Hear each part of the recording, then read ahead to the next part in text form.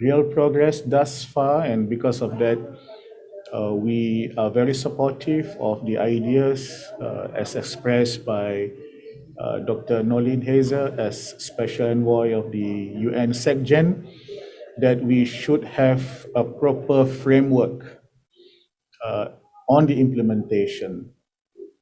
Malaysia will present some of our ideas on the framework during the next meeting of the foreign ministers, which will be held on the 3rd of August in Phnom Penh. Suffice for me to say that the key element of the framework is there must be an end game. You have to have an end game. What is the end game of the 5-point consensus? And that is something that we will have to discuss in more detail at the foreign ministers meeting in Phnom Penh. Now, the second point that I want to raise is on the execution of the 4 activists. We condemn the action by the junta to execute the 4 activists. We feel that this is a crime against humanity. I believe the foreign ministers, when we meet in Phnom Penh on the 3rd of August, will look into this. Well, regardless of the timing, but more importantly, this takes place about less than 2 weeks after the special envoy visited Naypyidaw, and just about a week before the ASEAN foreign ministers meeting in Phnom Penh. So we look at it that as if the junta is making a mockery of the 5-point consensus, and I think we really have to look at this very, very seriously. However, having said that, the actual work on trying to implement the 5-point consensus must go on and probably should be strengthened with some kind of a framework to ensure that there is an end game and we have proper items and processes to take it forward. So those are the 2 points that I want to raise this afternoon, and I would like to welcome Dr. Noeleen. Thank you, YB Datuk Sri. Next, I would like to invite Dr. Noeleen Heyzer to give her remarks. A very good afternoon, members of the media. I'm on a 2-day mission to Kuala Lumpur at the very kind invitation of His Excellency Foreign Minister Saifuddin Abdullah. So thank you, Foreign Minister, for your very warm reception and for your role in ASEAN as regards the situation in Myanmar. I would like also to express my appreciation to the people and government of Malaysia for hosting the largest Rohingya refugee population in ASEAN. I had a very productive discussion with Foreign Minister on the situation in Myanmar. So let me first echo the United Nations Secretary General's strong condemnation of the execution of the pro-democracy leaders by the military. It is a blatant violation to the right to life, liberty, and security of person. My discussion with Datuk Sri touched on the setback of this execution on the ASEAN efforts, including the 5-point consensus, as expressed in the statement of the ASEAN chair.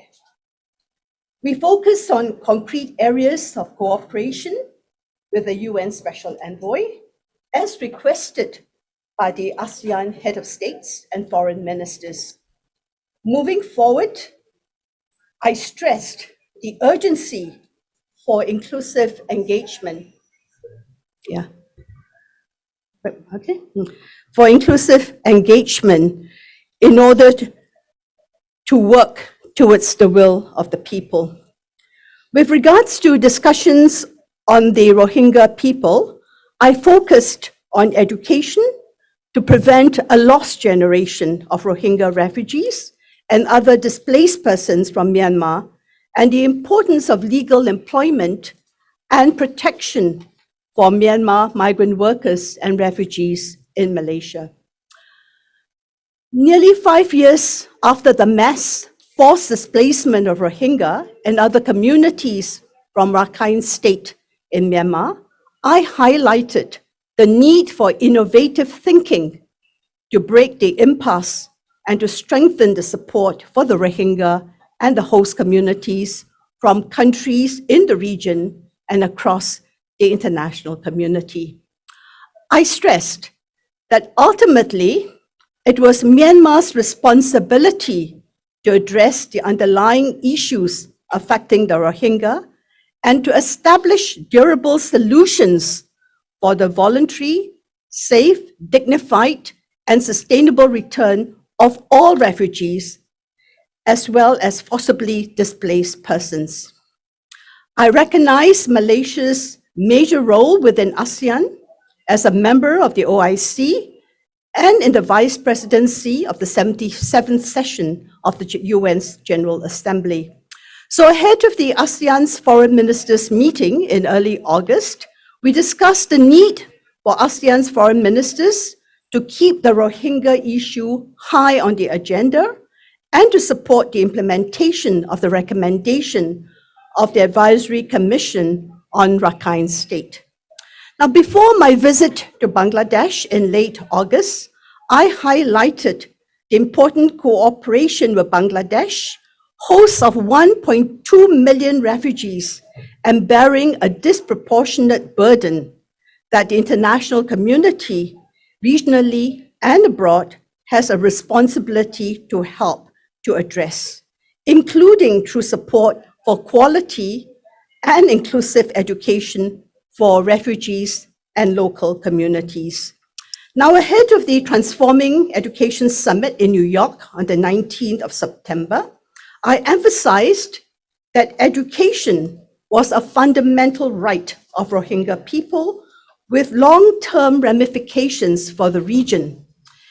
As I discussed recently with the permanent representatives of the OIC contact group on the Rohingya crisis and highlighted in my briefing to the UN General Assembly, we need swift measures to prevent a lost generation by providing Rohingya and others educational opportunities, including abroad. Now, amidst the halting progress over the last 5 years, the desperate situation continues to drive Rohingya people to undertake dangerous sea and land journeys.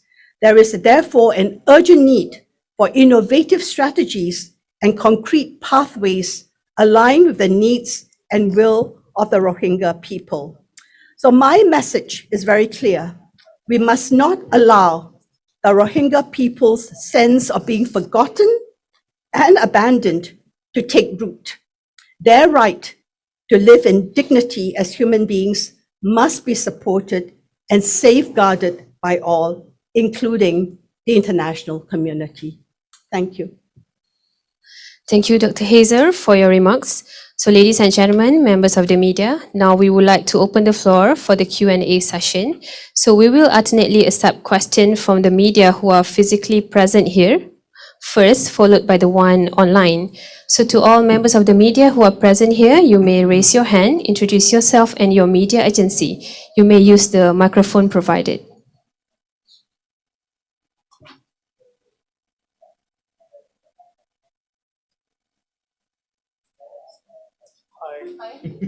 Long time no see. Hi. Okay, can you give us a little bit more about August 3rd? What sort of framework you're looking at? I know there's no deadline on the implementation of the 5-point. So can you give us a little bit more, given the urgency of the situation with the execution of the 4 activists? Okay. We have the foreign ministers, ASEAN foreign ministers meeting in Phnom Penh on the 3rd of August. We all know what the 5-point consensus is. The 5-point consensus does not outline clear milestone as to who are the stakeholders that needs to be engaged and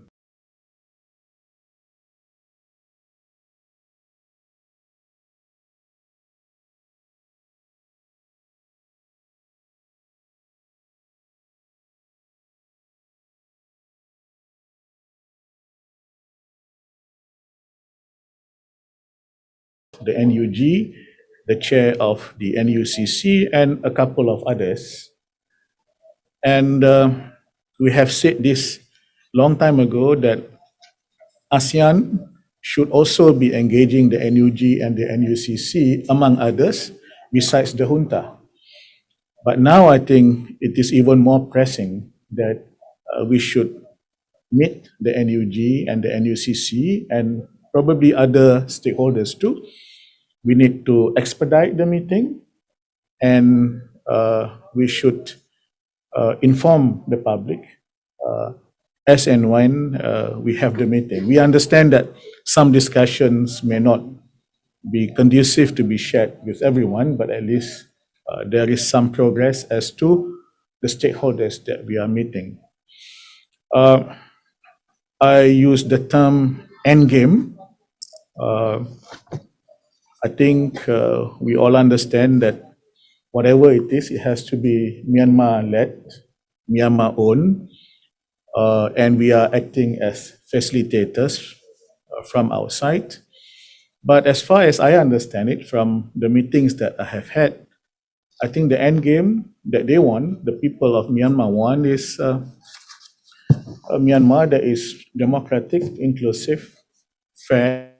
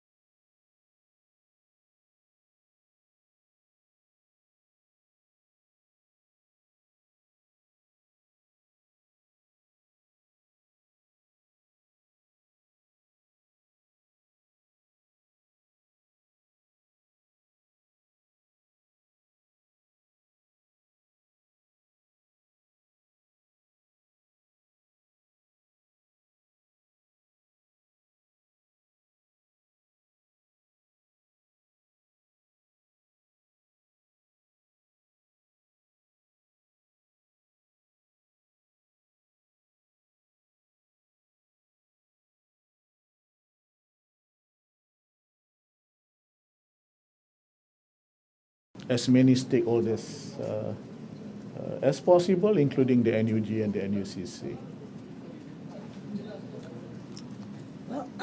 I think from my side, one of the mandates that I have is to complement the work of ASEAN as the UN Special Envoy. And I mentioned to Dato Sri that I have tried my very best to complement what is in the 5-point consensus, but also to go beyond it. So I have addressed the humanitarian issues, and we discussed very strongly how that should be implemented, and that has to use all channels that are available to deliver to the people in need, especially the internally displaced people that has now reached over 1 million. And to go even beyond that, to realize that this is a multi-dimensional crisis that is very much linked also to the weakening of state institutions and the economy. And therefore, what we are seeing in terms of the figures is that now we have something like about 50% of the population living in poverty. And the figures from the World Bank put it at 40%, but depending very much on the figures and the line, the poverty line that you're using. But I've also stressed that one of the exit strategies is to return to civilian rule, but how do we do that? It has to be based on the will of the people and through the inclusive consultation and engagement that Dato Sri and I have also been discussing. The next issue, what is it that the people want? And at the end of the day, it is effective democratic governance that can deliver the welfare, the well-being, and the aspiration of the people, especially the young. They want a new future. And that is something that we all need as a region to ensure that that can happen. I've also addressed the issue, and I said it in my statement, on the Rohingya. But I have also used, in terms of moving forward, what I call my 3 concentric circles. So at the center of it, yes, it has to be Myanmar-led, but based on the will of and the aspiration of the people. And let's not forget that. The second circle would be, let's try to build greater regional unity on what's possible in terms of moving forward. But this should not just be the responsibility of ASEAN. It also has got to be the responsibility of the neighboring countries that share long borders with Myanmar. And the third circle would be the international community. How do we ensure that there's greater coordination and coordinated strategy to ensure that the people of Myanmar deserve and get the future that they want? Thank you. Next, we would like to welcome questions from the media who are present via virtual platform Zoom. So you may use the raise hand feature to ask questions. Introduce yourself and your media agency.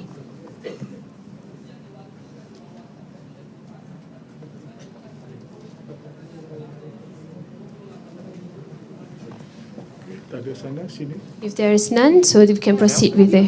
Yeah.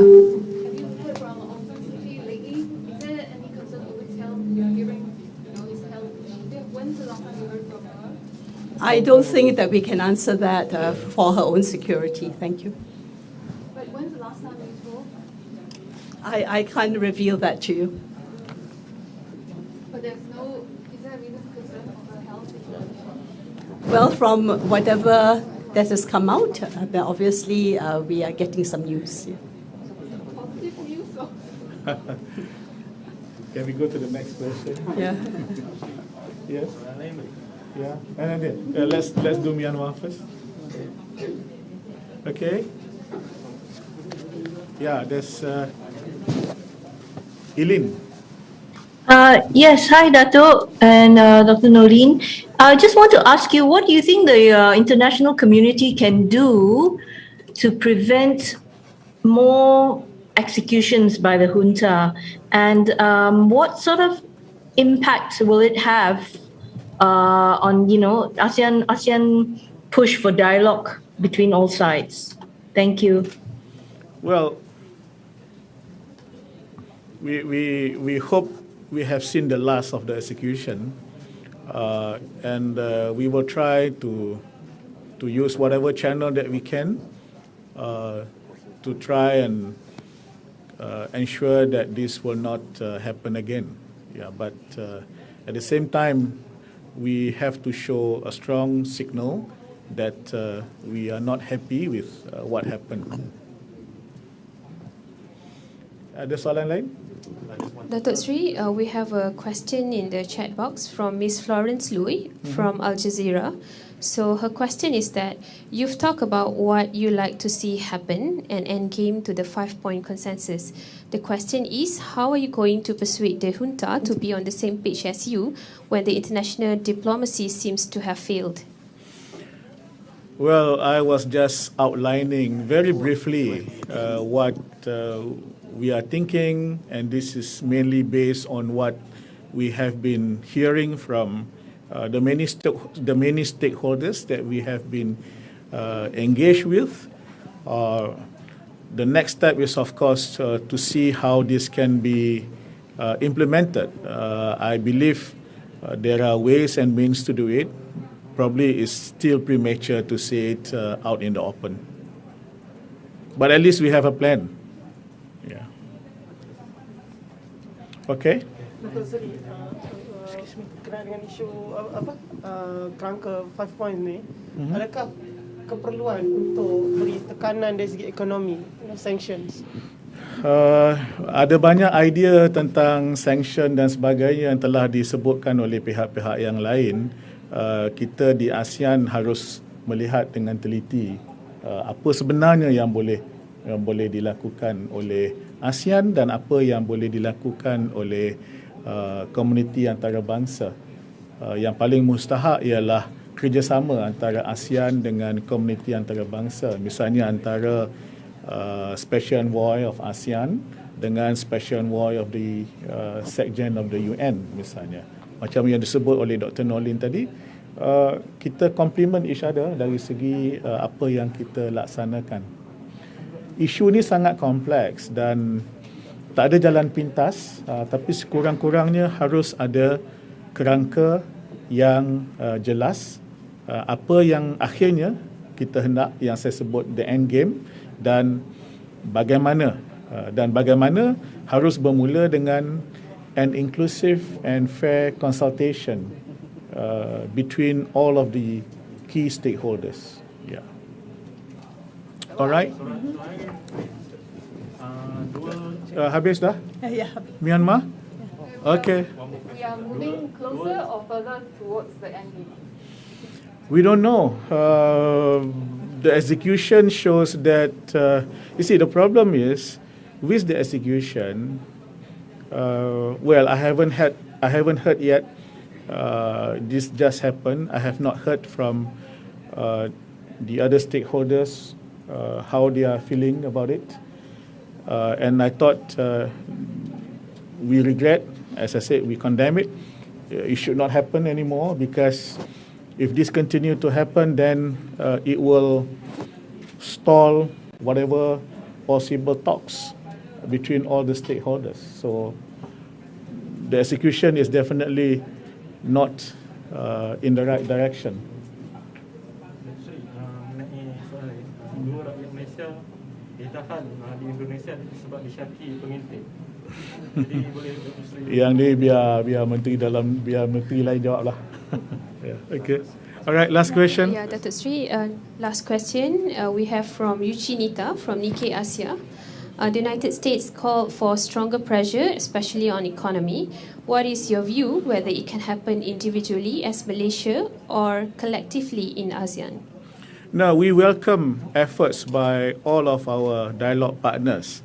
But as I said, we really have to sit down and discuss those matters. What is A, what is B, what is C? Because at the end of the day, we want to achieve the end game. And there is this situation, as mentioned by Dr. Nolin, 50% or about that of the Myanmar population is living under poverty. So humanitarian is like premium. It has to be carried out as quickly as possible. Remember, rainy season is coming. Things will get worse. So as we go on with the 5-point one of the point under the 5-point consensus is humanitarian assistance. So we have to get that off the ground. Yeah. Okay. So ladies and Yes. gentlemen, as time. Okay. Berkaitan dengan isu kehidupan yang apa yang tadi Datuk saya ada mention tadi. Itu kena tanya Dr. Wan Junaidi lah. Biarlah, biar Dr. Wan Junaidi. Okay, thank you. So ladies and gentlemen, this concludes our joint press conference for today.